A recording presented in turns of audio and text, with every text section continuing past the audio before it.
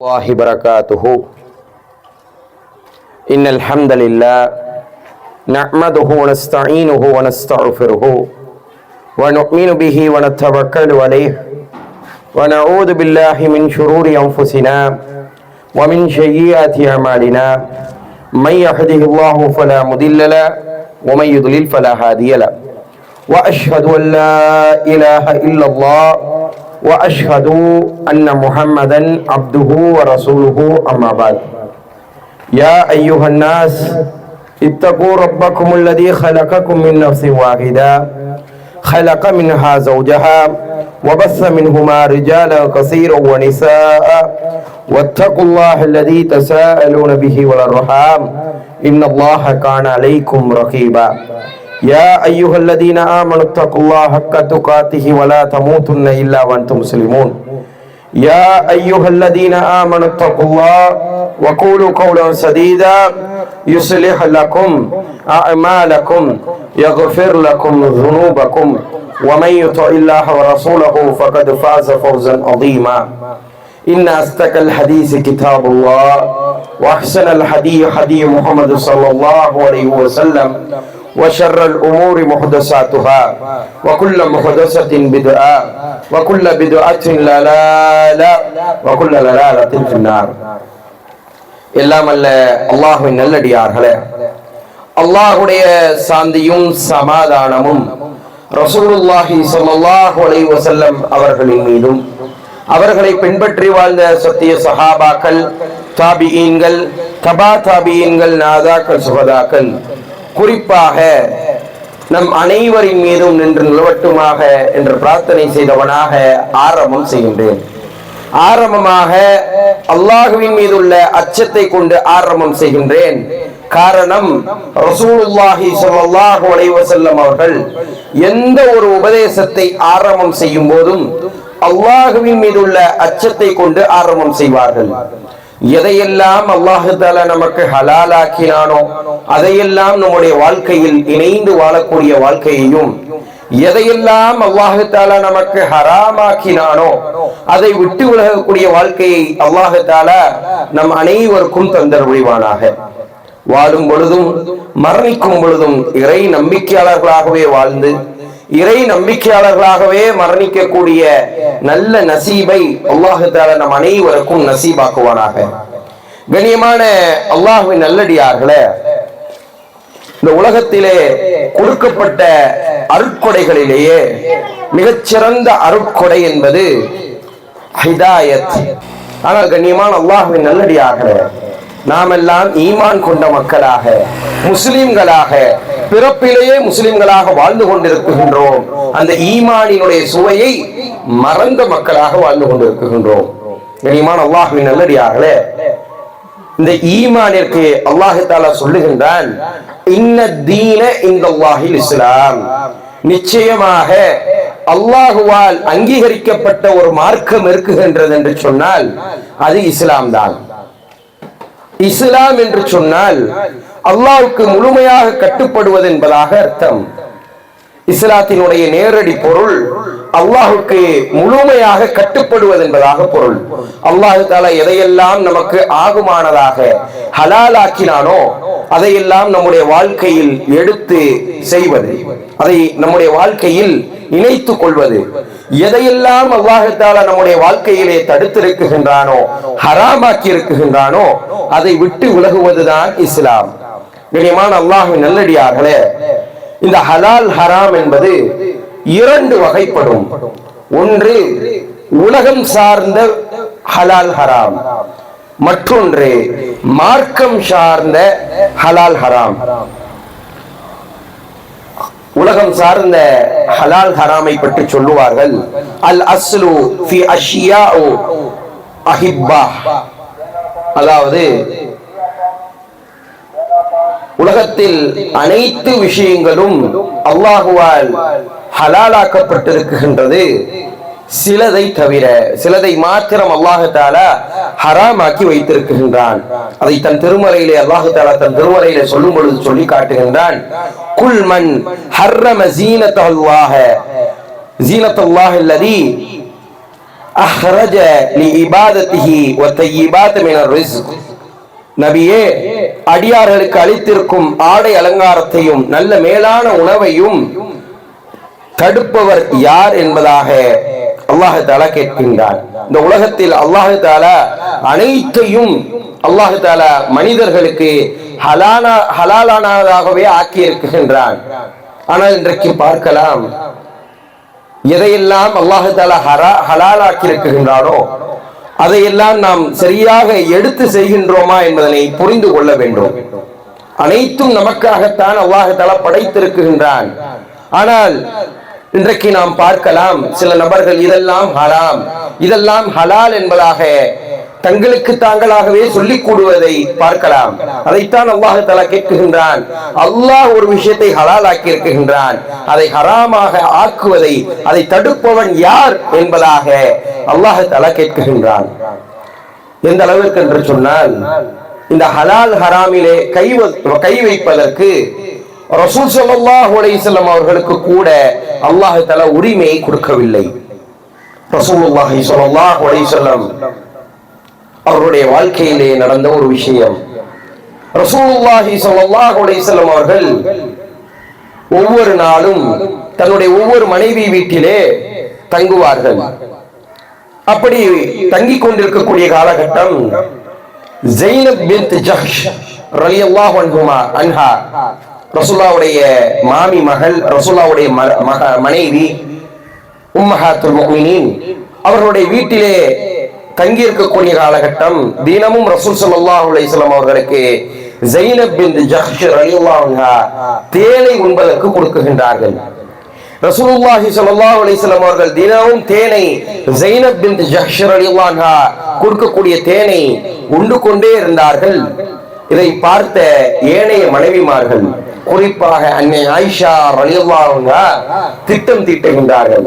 எப்பொழுதும் ரசூல் ஸல்லல்லாஹு அலைஹி வஸல்லம் அவர்கள் ஸைனப் பின்த் ஜஹ்ஷ் ரலியல்லாஹு அன்ஹா அவருடைய வீட்டிலே உண்ணுகின்றார்களே, இதை தடுக்க வேண்டும் என்பதற்காக ரசூல் ஸல்லல்லாஹு அலைஹி வஸல்லம் அவர்களுடைய அனைத்து மனைவிமார்களிடமும் அன்னை ஆயிஷா ரலியல்லாஹு அன்ஹா பேசுகின்றார்கள்.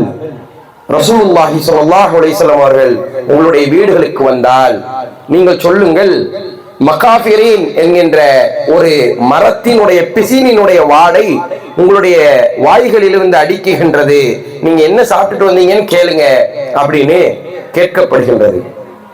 இப்படி ரசூல் ஸல்லல்லாஹு அலைஹி வஸல்லம் அவர்கள் ஒவ்வொரு வீடுகளுக்குள்ளாகவும் போறாங்க. தன்னுடைய ஒவ்வொரு மனைவியினுடைய வீட்டிற்குள்ளாக சென்றால் எல்லா மனைவிமார்களும் சொல்லுகின்றார்கள், யா ரசூலுல்லாஹ், மரத்தின் பிசினினுடைய வாடை உங்களுடைய வாயிலிருந்து வருகின்றது, நீங்க என்ன சாப்பிட்டீங்க அப்படின்னு கேட்க ஒரு கட்டத்திற்கு மேலாக ரசூலுல்லாஹி ஸல்லல்லாஹு அலைஹி வஸல்லம் அவர்கள் சொன்னார்கள், நான் தேனை தான் குடித்தேன், இந்த தேன்ல இருந்து தான் இந்த மாதிரியான வாடை வருகின்றது என்பதாக நான் யோசிக்கின்றேன். இந்த தேனை இனி ஒரு காலமும் நான் குடிக்க மாட்டேன் என்பதாக ரசூல் ஸல்லல்லாஹு அலைஹி வஸல்லம் அவர்கள் அல்லாஹ்வின் மீது சத்தியமிட்டு, வல்லாஹி நான் இனி தேனை குடிக்க மாட்டேன் என்பதாக சத்தியம் செய்கின்றார்கள். அல்லாஹ் தஆலா உடனடியாக வசனத்தை இறக்கினான்.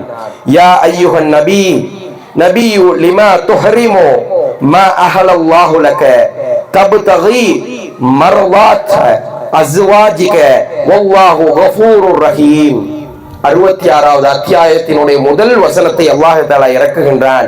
நபியே, நீர் உமது மனைவிமார்களின் திருப்தியை கருதி அவங்களுடைய ஆசைக்காக அல்லாஹ் உமக்கு ஹலாலாக்கி வைத்ததை நீர் ஏன் அதை ஹராமாக விலக்கி கொண்டீர் அப்படின்னு அல்லாஹ் தஆலா கேட்கின்றான். அல்லாஹ் தஆலா கேட்கிறான் அந்த வசனத்துல, நீங்க எப்படி அல்லாஹ் ஹலாலாக்குனதை நீங்க யார் அதை ஹராமாக்குவதற்கு என்பதாக அல்லாஹ் தஆலா கேட்கின்றான்.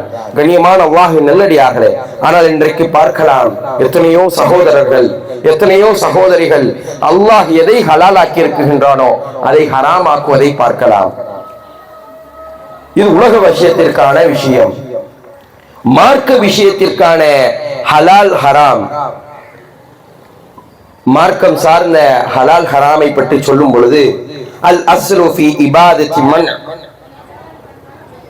மார்க்கத்தில் அனைத்து விஷயங்களும் ஹராம், எதை அல்லாஹ் தஆலா ஹலால் ஆக்கினாரோ அதை தவிர. உலக விஷயத்தை பார்த்தோம். உலக விஷயத்துல என்ன பண்ணோம்? அனைத்து விஷயமும் ஹலால்.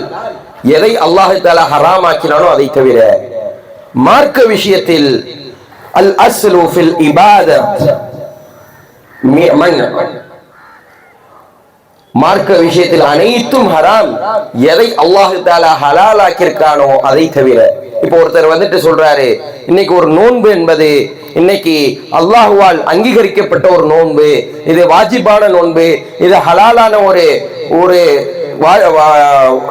ஒரு கட்டாயமான நோன்பு, இதை நீங்கள் நோன்பு பிடிக்க வேண்டும் என்பதாக சொன்னால் அது அல்லாஹ்வினுடைய குர்ஆனிலும் ரசூல் ஸல்லல்லாஹு அலைஹி வஸல்லம் அவருடைய ஹதீஸிலும் இருக்குகின்றதா என்பதை நாம் பார்க்க வேண்டும். அப்படி இல்லை என்று சொன்னால் அந்த இபாதத்தை நாம் செய்யக்கூடாது. காரணம், அல்லாஹும் ரசூலும் காட்டித்தராத ஒரு வழியிலே ஒரு காலமும் பயணிக்க கூடாது. அப்படி செய்யக்கூடிய இபாதத் அது ஹராம். இன்றைக்கு அப்படிதான் பல்வேறு இபாதத்துகளை, இதெல்லாம் அல்லாஹ் தஆலா சொல்லவில்லை, ஆனால் நாங்களாக செய்கின்றோம் என்பதாக பல்வேறு இபாதத்துகளை செய்வதை நாம் பார்க்கலாம். இந்த இரவிலே இந்த தொழுகையை நாங்கள் தொழுக வேண்டும், இத்தனை ரக்காத்துகளை தொழுக வேண்டும் என்பதாக புதிதாக சொல்வதையெல்லாம் பார்க்கலாம். அதை முதலில் நாம் தேட வேண்டும். இது அல்லாஹ் தஆலா நமக்கு கட்டளையிட்டு இருக்கின்றானா? இது ரசூல் ஸல்லல்லாஹு அலைஹி வஸல்லம் அவர்கள் நமக்கு சொல்லி தந்திருக்கின்றார்களா? இரண்டிலும் இல்லை என்று சொன்னால் அந்த தொழுகை என்பது ஹராம். இதைத்தான் அல்லாஹ் தஆலா சொல்லி காட்டுகின்றான். பல்வேறு வசனங்களிலே அல்லாஹ் தஆலா சொல்லி காட்டுகின்றான். இன்றைக்கு வாழ்க்கையை எடுத்துக்கொள்ளலாம். எதெல்லாம் இன்னைக்கு நம்ம ஹலால் ஹராம் நினைக்கிறோம்? வெறும் சாப்பிடுறதுல மட்டும்தான் ஹலால் ஹராம பேணுகின்றோம். ஒரு கடை இருக்குகின்றது, அந்த கடையில போய் சாப்பிடும் போது இது ஹலாலான்னு கேட்கிறோம், இது ஹராமான்னு கேட்கிறோம். வேற எந்த விஷயத்திலும் இன்றைக்கு ஹலால் ஹராம் பேணப்படுவதில்லை. கனிமான அல்லாஹ்வின் நல்லடியார்களே, இபாதத்துகளிலே ஹலால் ஹராமை பேண வேண்டும். தொழுகையிலே ஹலால் ஹராமை பேண வேண்டும். உணவுகளிலே ஹலால் ஹராமை பேண வேண்டும். வியாபாரங்களிலே ஹலால் ஹராமை பேண வேண்டும். ஆனால் இன்றைக்கு நாம் பொதுவாக நினைத்துக் கொள்கிறோம், ஹலால் ஹராம் என்பது வெறும் உணவுக்கு மாத்திரம் தான் சொல்லப்படுகின்றது, பொதுவான வாழ்க்கைக்கு சொல்லப்படவில்லை என்பதாக நினைக்கின்றோம். இன்றைக்கு பார்க்கலாம், அதிகமான வட்டி, அதிகமான மது போதைகள் இன்றைக்கு எம்முடைய ஊர்களிலே அதிகமாக புழங்குவதை நாம் பார்க்கின்றோம். கேட்டால் சொல்லப்படுகின்றது, அல்லாஹ் தஆலா வட்டியை தானே ஹராம் செய்திருக்கின்றான், இதற்கு பேரை மாத்தி வச்சிருது வியாபார கடன். மாசம் 1000 ரூபாய் தரணும், கொடுத்த கடனை இத்தனை மாசத்துல கொடுத்துடணும் என்பதாக வட்டிக்கு புது பெயரை வைக்கின்றோம். மதுவதான அல்லாஹ் ஹராமாக்கினா, இந்த மாதிரியான பெயர்கள் கொண்ட மதுக்களை அல்லாஹ் தஆலா ஹராமாக்கவில்லை என்பதாக மது குடிப்பதை இன்றைக்கு பார்க்கின்றோம். கண்ணியமான அல்லாஹ்வின் நல்லடியார்களே, புரிந்து கொள்ள வேண்டும். அல்லாஹ் தஆலா ஒரு விஷயத்தை ஹலால் என்பதாக சொன்னால் அதை நம்முடைய வாழ்க்கையில் இணைந்து வாழ வேண்டும். எதை அல்லாஹ் தஆலா ஹராம் என்பதாக சொன்னாலோ அதை விட்டு விலக வேண்டும். எந்த அளவிற்கு என்று சொன்னால், அன்றைக்கு சஹாபாக்கள் இந்த ஹலால் ஹராமிலே பேணுவதில் மிக கடுமையாக இருந்தார்கள். நமக்கெல்லாம் தெரிந்த ஒரு நபி தோழர், இஸ்லாத்தினுடைய முதல் ஹலீஃபா அபூபக்கர் சித்தீக் ரலியல்லாஹு அன்ஹு அவர்களுக்கு பல்வேறு நிலங்கள் இருந்தது. அந்த நிலங்களிலிருந்து வசூல் செய்வதற்காக ஒரு இளைஞரை அபூபக்கர் சித்தீக் ரலியல்லாஹு அன்ஹு அவர்கள் நியமித்திருந்தால் அந்த வேலை செய்யக்கூடிய அந்த இளைஞர் பொருளாதார எல்லாம் வசூலித்து வரக்கூடிய நேரம் அபூபக்கர் சித்தீக் ரலியல்லாஹு அன்ஹு அவர்களுக்கு எதையாவது உண்பதற்கு பொருட்களை வாங்கி வருவார்கள். அப்படி வரக்கூடிய நேரம் ஒரு நாள் அபூபக்கர் சித்தீக் ரலியல்லாஹு அன்ஹு அவர்களுக்கு உண்பதற்கு ஒரு பொருளை கொடுக்குகின்றார்கள். அபூபக்கர் சித்தீக் ரலியல்லாஹு அன்ஹு அவர்களும் பிஸ்மில்லா என்று கூறி அந்த உணவை வாயிலே வைத்து உண்ண ஆரம்பிக்கின்றார்கள். அப்பொழுது அந்த இளைஞர் சொல்லுகின்றார், அபூபக்கர் ரலியல்லாஹு அன்ஹு அவர்களே, இந்த உணவு எப்படி வந்தது தெரியுமா? நான் ஐயாமுல் ஜாஹிலியா, இஸ்லாத்திற்கு முன்பாக அறியாமை காலகட்டத்திலே நான் குறி சொல்பவனாக இருந்தேன். அப்படி குறி சொல்லிக் கொண்டிருக்கக்கூடிய நேரம் ஒருவருக்கு குறியை சொன்னேன். எந்த ஒரு பொருளாதாரத்தையும் நான் வாங்கிக் கொள்ளவில்லை. இன்று காலை அவரை பார்த்தேன். அவர் என்னால் பயனடைந்தேன் என்கின்ற காரணத்தினால் எனக்கு இந்த பொருளை கொடுத்தார். அதை உங்கள்கிட்ட வந்து கொடுத்தேன், நீங்க சாப்பிட்டீங்கன்னு சொன்ன உடனே அபூபக்கர் சித்தீக் ரலியல்லாஹு அன்ஹு அவர்கள் தன்னுடைய வாய்களுக்குள்ளாக விரல்களை விட்டு சாப்பிட்ட உணவை அப்படியே வாந்தி எடுக்கிறாங்க. எந்த அளவிற்கு என்று சொன்னால், இன்றைக்கெல்லாம் நம்மெல்லாம் வயிறு நிறைஞ்சுதான் எல்லா வக்தையும் கடக்கிறோம். காலை நேரத்தில் காலை சாப்பாடு முடிச்சிடறோம், மத்தியான நேரத்தில் மத்தியான சாப்பாடு ஃபுல்லா சாப்பிட்டுறோம், இரவு நேரங்கள்ல இரவு உணவுகளை முடித்து விட்டுதான் நம்முடைய நேரங்களை அப்படி கடக்கிறோம். ஆனால் அன்றைக்கு சஹாபாக்கள் அப்படி கிடையாது. இன்னைக்கு ஒரு நாளைக்கு ஏதாவது ஒரு உணவை சாப்பிட்டார்கள் என்று சொன்னால் அடுத்து ஒரு நாள் 2 நாள் கழிச்சுதான் உங்களுக்கு சாப்பாடே கிடைக்கும். அப்ப அபூபக்கர் சித்தீக் ரலியல்லாஹு அன்ஹு பசியின் காரணமாக சாப்பிட்டுட்டாங்க, ஒரு சிறிய துண்டு அப்படி வயிறுக்குள்ள போயிருது.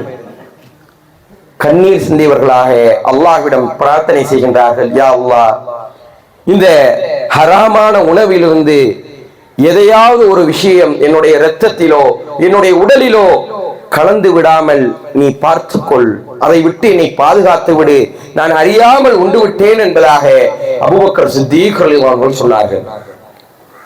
மற்றொரு விஷயம், நமக்கெல்லாம் தெரிந்த விஷயம், மஸ்ஜிதுல் நபவியிலே சதக்காவினுடைய உணவுகள் எல்லாம் அப்படி குவிச்சலாக கொட்டப்பட்டிருக்கக்கூடிய நேரம் ரசூல் ஸல்லல்லாஹு அலைஹி வஸல்லம் அவர்களுடைய பேரன்மார்களில் இருக்கக்கூடிய ஒருவர் அங்க இருக்கக்கூடிய ஒரு பேரித்தம்பளத்தை எடுத்து வாயிலே வைக்கின்றார்.